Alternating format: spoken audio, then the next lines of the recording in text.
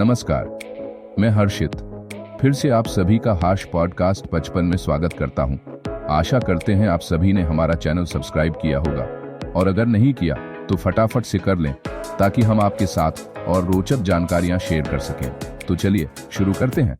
नमस्कार। आज हम एक बहुत ही रहस्यमयी और पवित्र जगह की बात करने वाले हैं। जी आप जम्मू कश्मीर के रियासी जिले में स्थित शिव खोड़ी गुफा। बिल्कुल, इसे भगवान शिव की गुप्त शरण स्थली भी मानते हैं और छोटा अमरनाथ भी कहते हैं। हाँ। सही कहा। और हमारी आज की चर्चा का आधार है शिव खोड़ी, भगवान शिव का गुप्त स्थान, लेख के कुछ जरूरी हिस्से। हाँ। तो आज हम इसी गुफा के महत्व, इससे जुड़ी जो कहानी है और इसकी जो अनोखी बनावट है उसे समझने की कोशिश करेंगे। ये सिर्फ एक तीर्थ स्थल नहीं है, उससे कहीं ज्यादा है। हाँ, और नाम से ही जाहिर है, शिव खोड़ी मतलब शिव की गुफा। ये कोई बहुत विशाल गुफा नहीं है।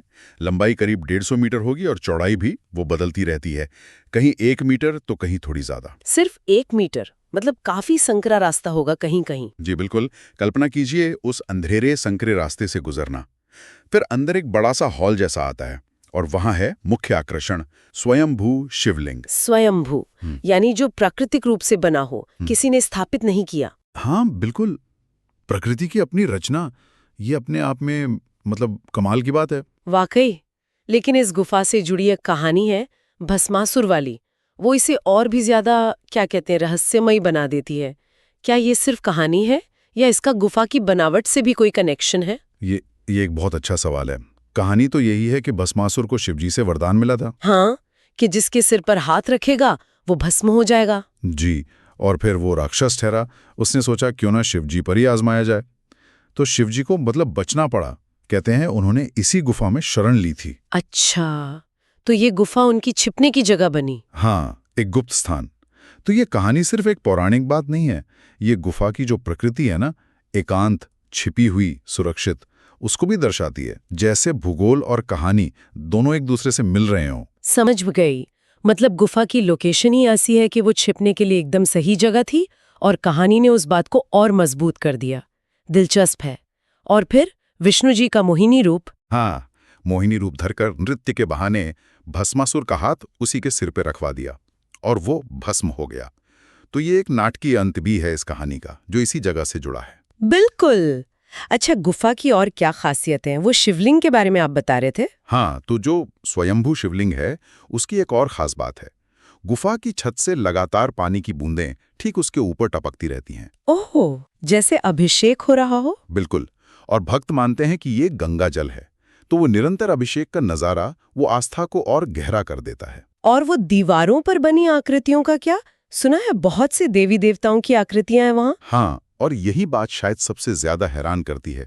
गुफा की दीवारों पर गणेश जी, नंदी बैल, माँ पार्वती, यहाँ तक कि शेषनाग जैसी आकृतियां भी वो प्राकृतिक रूप से उभरी हुई हैं। प्राकृतिक रूप से? हाँ। मतलब तराशी हुई नहीं है? नहीं नहीं, तराशी हुई नहीं है।